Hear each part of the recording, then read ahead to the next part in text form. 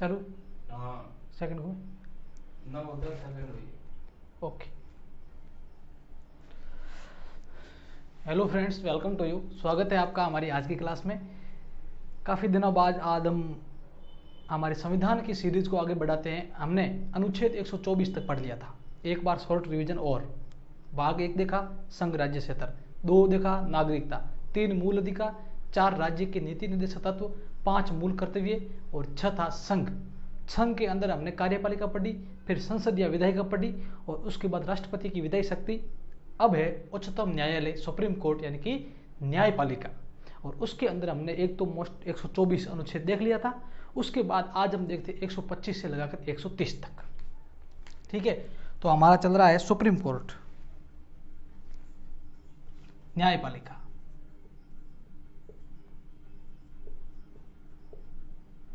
न्यायपालिका जो कि है अनुच्छेद 124 से लगाकर 147 तक। ठीक है, अब इसके अंदर अनुच्छेद 124 देखा जिसमें हमने उच्चतम न्यायालय की स्थापना, गठन और जो न्यायाधीश होते हैं उनकी जो योग्यता वगैरह इनके बारे में देखा था। चलो हेलो, दरवाजा खोल दे। अब देखिए अनुच्छेद 125। अनुच्छेद 125 क्या कहता है? अनुच्छेद 125 उच्चतम न्यायालय के न्यायाधीशों की वेतन व भत्तों के बारे में बात करता है। उच्चतम न्यायालय के न्यायाधीशों की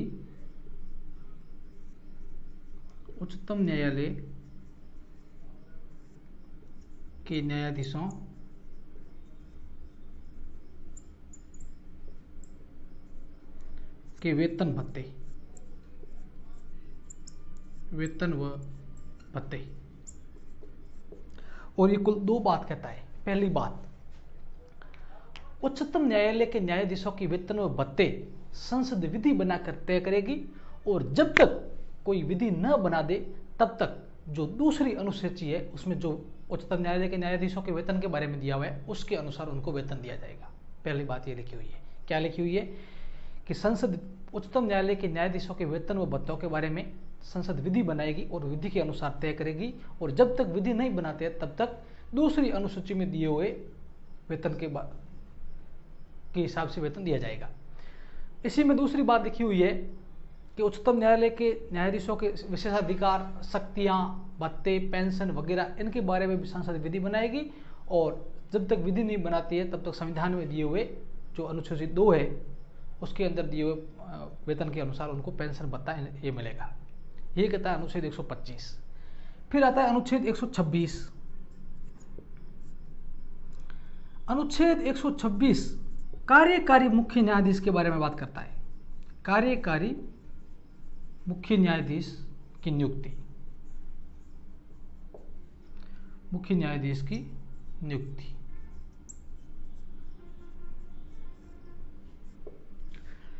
देखो, एक तो कार्यकारी मुख्य न्यायाधीश होता है, दूसरा संविधान के अंदर जो इस अनुच्छेद 124 से 47 तक जो वर्णन है सुप्रीम कोर्ट का, उसमें एक तो कार्यकारी मुख्य न्यायाधीश, एक तदर्थ न्यायाधीश, और एक होता है जो इसके बाद आएगा अनुच्छेद 128 में सेवानिवृत्त न्यायाधीश है, उनकी नियुक्ति।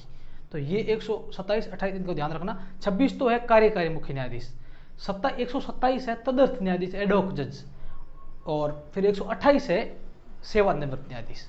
तो सबसे पहले समझते 126 कार्यकारी मुख्य न्यायाधीश क्या होता है।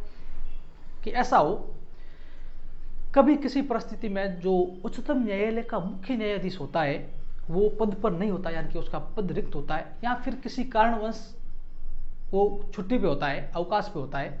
ऐसी स्थिति में राष्ट्रपति उच्चतम न्यायालय के किसी अन्य न्यायाधीश को उस मुख्य न्यायाधीश के पद पर नियुक्त करेंगे। ये कहता है अनुच्छेद 126। और उस समय उसके जो कर्तव्य होंगे वो वही होंगे जो मुख्य न्यायाधीश के होते हैं, जो चीफ जस्टिस सीजीआई के होते हैं, वही उनके कर्तव्य और शक्तियां होगी। तो ये बात करता है अनुच्छेद 126 का। फिर आता है अनुच्छेद 127 और अनुच्छेद 128 को समझिए। अनुच्छेद 127 और अनुच्छेद 128 को समझिए। अनुच्छेद 127, अनुच्छेद 127 तदर्थ न्यायाधीशों के बारे में बात करता है। तदर्थ न्यायाधीश। तदर्थ न्यायाधीश क्या होता है? अनुच्छेद 127 के अनुसार तदर्थ न्यायाधीश एडहोक जज का मतलब ये होता है कि जब कभी सुप्रीम कोर्ट में बेंचें बैठती किसी भी न्यायालय के लिए, या फिर कभी भी सुप्रीम कोर्ट में गणपूर्ति न हो, मतलब जरूरत जज की उतने नहीं हो, तो ऐसे में जो सुप्रीम कोर्ट का मुख्य न्यायाधीश होता है उसकी वो सुप्रीम कोर्ट का मुख्य न्यायाधीश राष्ट्रपति की सहमति से किसी उच्च न्यायालय के ऐसे न्यायाधीश को नियुक्त कर सकता है सुप्रीम कोर्ट में जो सुप्रीम कोर्ट के न्यायाधीश बनने की योग्यता रखता हो। और जैसे सुप्रीम कोर्ट की कोई, फॉर एग्जांपल हाई कोर्ट में कोई जज है और उसने अपने कार्यकाल 5 वर्ष पूर्ण कर लिए हो, ऐसे में वो तदर्थ न्यायाधीश के रूप में नियुक्त हो सकता है अगर सुप्रीम कोर्ट का मुख्य न्यायाधीश चाहे तो तदर्थ न्यायाधीश का मतलब ये होता है कि जब सुप्रीम कोर्ट में, यानी कि कोर्ट मुख्य न्यायालय है उसके, सुप्रीम कोर्ट है उसमें, उसके अंदर गणपूर्ति ना हो, मतलब जजों की संख्या कम पड़ती हो, तो ऐसे में तदर्थ न्यायाधीशों की नियुक्ति होती है। तदर्थ न्यायाधीश वे होते हैं जो हाई कोर्ट के अंदर सुप्रीम कोर्ट के न्यायाधीश बनने की योग्यता रखते हो। हाई कोर्ट के ऐसे जज जो सुप्रीम कोर्ट के में जज बनने की योग्यता रखते हो, ऐसे को तदर्थ न्यायाधीश के रूप में नियुक्त कर सकते हैं। अनुच्छेद 128 अनुच्छेद 128 कहता है सेवानिवृत्त न्यायाधीशों की नियुक्ति। सेवानिवृत्त न्यायाधीशों की नियुक्ति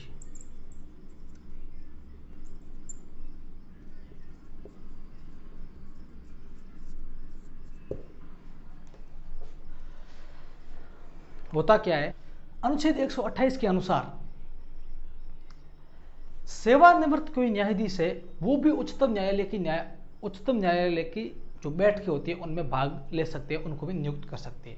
सुप्रीम कोर्ट का मुख्य न्यायाधीश राष्ट्रपति की पूर्व सहमति से किसी उच्चतम न्यायालय के सेवानिवृत्त न्यायाधीश या फिर उच्च न्यायालय के सेवानिवृत्त न्यायाधीश, लेकिन उच्च न्यायालय के सेवानिवृत्त न्यायाधीश के लिए शर्त क्या होगी कि वो सुप्रीम कोर्ट के न्यायाधीश बनने की योग्यता रखता हो।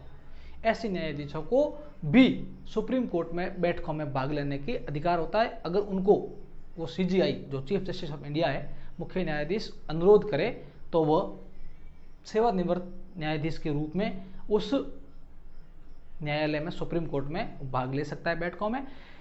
इस समय में उसको भी जो राष्ट्रपति तय करेंगे वो वेतन भत्ते बाकी सब मिलेंगे, लेकिन वो सुप्रीम कोर्ट का न्यायाधीश नहीं कहलाएगा। मतलब कि जैसे सुप्रीम कोर्ट में न्यायाधीश वर्तमान में कितने हैं, तो वो अगर कोई है सेवानिवृत्त न्यायाधीश तो भी वो उन सुप्रीम कोर्ट के न्यायाधीशों में उसकी गिनती नहीं होगी। ये बात करता है अनुच्छेद 128। तो 26 तो कहता है कार्यकारी मुख्य न्यायाधीश, 127 कहता है तदर्थ न्यायाधीश और 128 कहता है सेवानिवृत्त न्यायाधीश। तो इनको ध्यान से सुनना। फिर अनुच्छेद 129 और 30 बिल्कुल सिंपल है। अनुच्छेद 129 तो वेरी इंपॉर्टेंट है, ध्यान रखना, ये इंपॉर्टेंट है।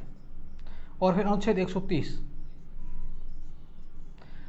अनुच्छेद 129 कहता है कि उच्चतम न्यायालय का अभिलेख न्यायालय होना। अब देखिए अभिलेख न्यायालय क्या है। उच्चतम न्यायालय का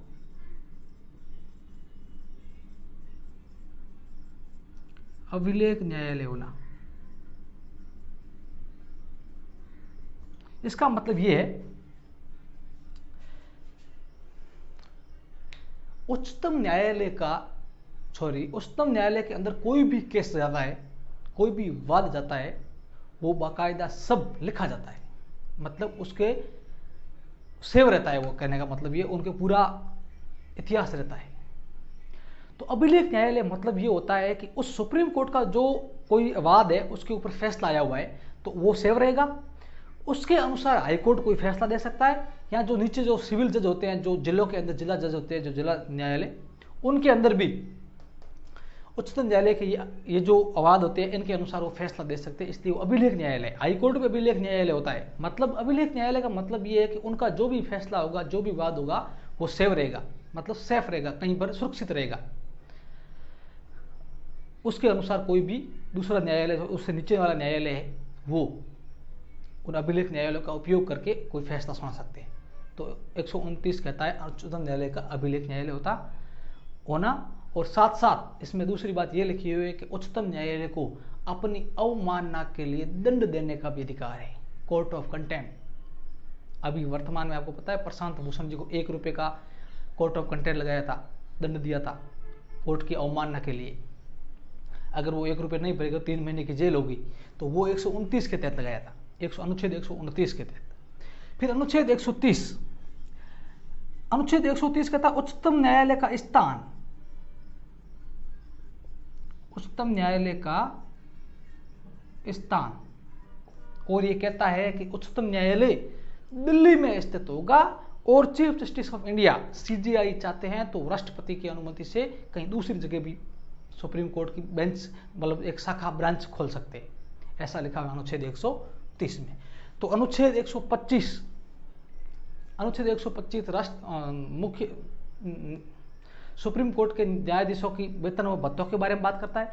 अनुच्छेद 127 कार्यकारी मुख्य न्यायाधीश, अनुच्छेद 128 तदर्थ न्यायाधीश, अनुच्छेद 127 तदर्थ न्यायाधीश, अनुच्छेद 128 सेवानिवृत्त न्यायाधीशों की नियुक्ति सुप्रीम कोर्ट की बैठकों में, और अनुच्छेद 129 सुप्रीम कोर्ट उच्चतम न्यायालय का अभिलेख न्यायालय होना या उसको दंड देने का अधिकार है, और अनुच्छेद 130 उच्चतम न्यायालय का स्थान।